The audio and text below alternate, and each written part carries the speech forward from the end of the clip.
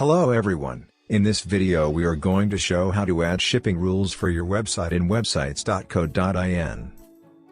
Click on the top 3 bars located on the top left and click on Store. Tap on Shipping Rules from the drop-down list. Click on the Add button. Enter the title of the service provider, like here I am adding. Now add the countries which are eligible for the delivery. You can select accordingly. I am selecting all.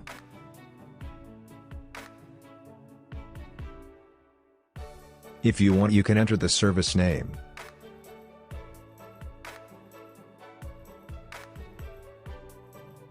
Mention the number of days in which the order will ship. If there is a shipping cost or charge, you can mention it. You can toggle on or off the cash on delivery button accordingly. Click on Proceed. Your shipping rules are saved.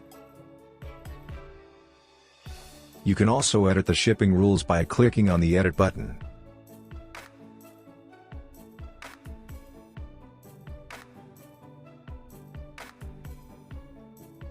To delete any shipping rule, click on the Delete button and confirm it by clicking on Yes. Thanks for watching, and do like, share and subscribe to our channel websites.co.in.